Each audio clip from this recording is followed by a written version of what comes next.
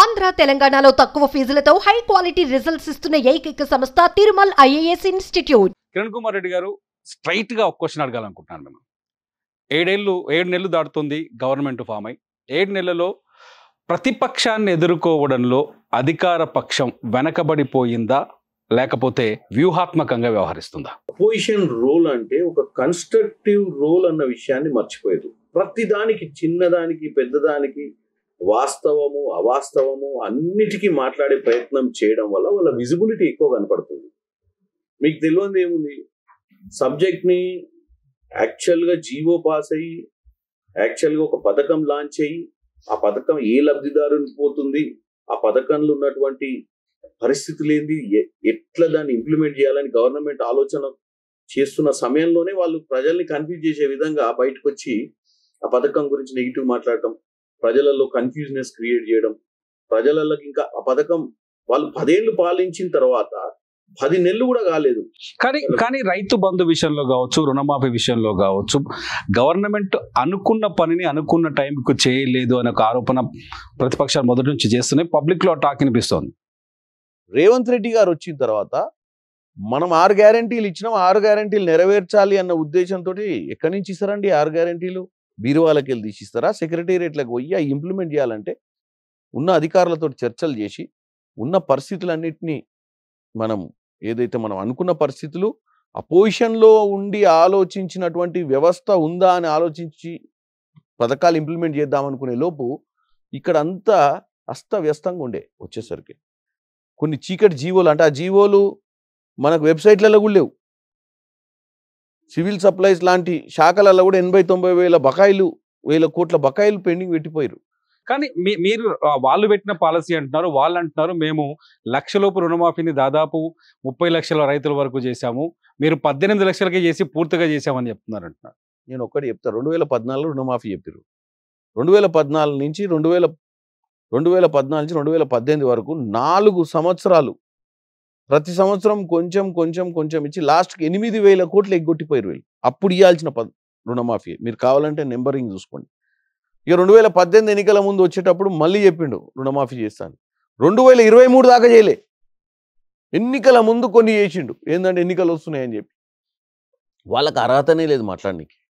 మేము వాళ్ళు 8,000 కోట్లు ఎన్ని నెలలు చేసిరని చెప్తారు చెప్పండి, వాళ్ళ లెక్కలు తీయండి. మేము ఏకకాలంగా 31,000 కోట్లు, మీకు క్లియర్గా చెప్తా అండి మీ సుమన్ టీవీ ద్వారా, 31,000 కోటి బడ్జెట్లో కేటాయించింది ప్రభుత్వం రుణమాఫీ కోసం. 40 లక్షల మంది రైతులు అంచనా ఉందని వీళ్ళు చెప్తారు కదా, ప్రభుత్వం గుర్తుపట్టింది 32 లక్షల మంది రైతులు అంచనా వేసింది ప్రభుత్వం. 22 లక్షల చిల్లర మందికి ఆల్రెడీ అందినట్టు గతం, అంటే ఈ వారం 10 రోజులలో కూడా రెక్టిఫై అవుతున్నాయి. నేను చెప్పేది ఒక 20 రోజుల క్రితం 25 రోజుల క్రితమో 22 లక్షల మంది చిల్లర రైతులకు రుణమాఫీ అందింది. 18,000 కోట్లు ఇవ్వడం జరిగింది. మిగతా వాళ్ళు ఎవరైతే ఉన్నారో అర్హులు, వాళ్ళకు ఉన్నటువంటి పాస్బుక్లలో మిస్టేక్స్ కానీ, వాళ్ళకు ఉన్నటువంటి రేషన్ కార్డులలో వాళ్ళ పేర్లు తప్పుపడి వాళ్ళకు బ్యాంకింగ్లో ఏమైనా మిస్టేక్స్ ఉంటే అక్కడ ఉన్న అధికారులను, అక్కడ ఉన్నటువంటి నాయకులను సంప్రదించి అవి రెక్టిఫికేషన్ చేస్తే మిగతావి కూడా వేస్తామని చెప్తున్నారు. ఈ ప్రక్రియ అయిపోలే. మనం ప్రక్రియ అయిపోయింది, ఇంకా మేము గట్టిగా అంత అయిపోయినాయి, రుణమాఫీ మేము ఇవ్వాల్సిన వాళ్ళందరూ అర్హులకు ఇచ్చినాం అన్నప్పుడు మీరు చలో రాలేదు, వీళ్ళకి రాలేదు అని చెప్పొచ్చు. నడుస్తుంది. కొన్ని మిస్టేక్స్ ఉన్నాయి, కొంతమంది వాళ్ళ కట్టాల్సినవి వాళ్ళు డిపాజిట్ చేసిన తర్వాత మిగతా అందులో వేస్తాము, ఇవన్నీ జరుగుతున్నాయి రెక్టిఫికేషన్స్.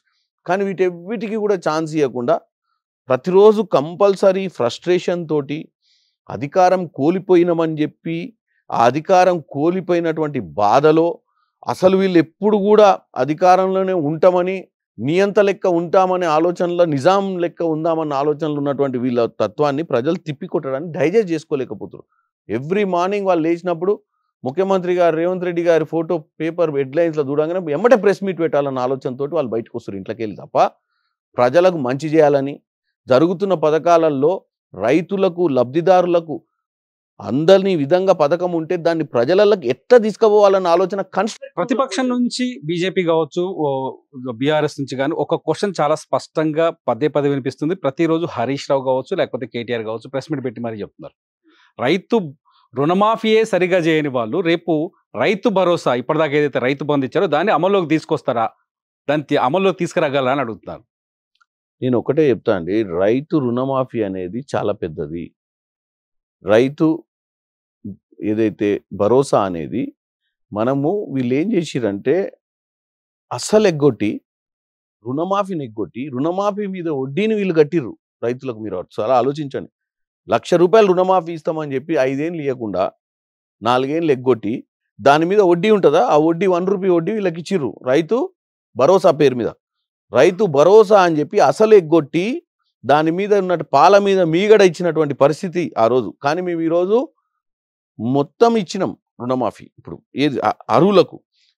ఈ రోజు కూడా ఒకటే చెప్తున్నాం, మా కాంగ్రెస్ నాయకులకు కానీ రేపు పొద్దున గ్రామ స్థాయిలో ఉన్న నాయకులకు కార్యకర్తలకు ఏంటంటే, ఏ రైతుకైతే రుణమాఫీ రాలేదో ఆ రైతుకు రుణమాఫీ అప్పించుకోవాల్సినటువంటి బాధ్యత, అందులో ఏమైనా తప్పిదాలు ఉంటే ఆ తప్పిదాలని కరెక్ట్ చేసుకోవాల్సిన బాధ్యత కూడా లోకల్ లీడర్షిప్దే. ఎందుకంటే రేపు గ్రామ పంచాయతీ ఎన్నికలు, ఎంపీటీసీ ఎన్నికలు, సర్పంచ్ ఎన్నికలు, అదే జిల్లా పరిషత్ ఎన్నికలు వస్తున్నాయి, మున్సిపల్ ఎన్నికలు వస్తున్నాయి. వచ్చినప్పుడు మరి ఎవరికి నష్టం జరుగుతుంది? ఇన్ని వేల కోట్ల పథకాన్ని అమలు చేసి 18,000 నుంచి 20, ఈరోజు 20,000 దాటి ఉంటుంది నాకు తెలిసి లేటెస్ట్ ఫిగర్స్. ఇన్ని వేల కోట్లు మనం ప్రజలకు ఇచ్చి ఫస్ట్ ఇచ్చిన వాళ్ళని ఇంట్లోకి వెళ్ళి బయటకు వచ్చి మాకు ఇచ్చిందని చెప్పాల్సిన అవసరం ఉంది, కృతజ్ఞతలు చెప్పాల్సిన అవసరం ఉంది ప్రభుత్వానికి. ఇచ్చిన మాట నిలబెట్టుకున్న కాంగ్రెస్కి రాని వాళ్ళకి ఎందుకు రాలేదు, వాళ్ళు ఒకవేళ అర్హులే అయితే ఎందుకు రాలేదని కనిపెట్టాల్సిన అవసరం కూడా అందరి మీద ఉంది.